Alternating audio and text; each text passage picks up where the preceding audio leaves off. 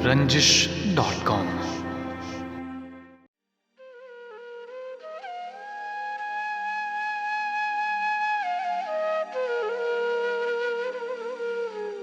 एक शख्स के खो जाने का डर क्यों नहीं जाता? ये बोझ मेरे दिल से उतर क्यों नहीं जाता? मंजिल पे पहुंचकर भी उसे खोना पड़ेगा, ये तय है, तो फिर शौक के सफर क्यों नहीं जाता? मैं जब भी तराशूं तेरा पैकर ही तराशूं, मैं जब भी तराशूं तेरा पैकर ही तराशूं। ये ज़ौक़े नज़र, ज़ौक़े हुनर क्यों नहीं जाता?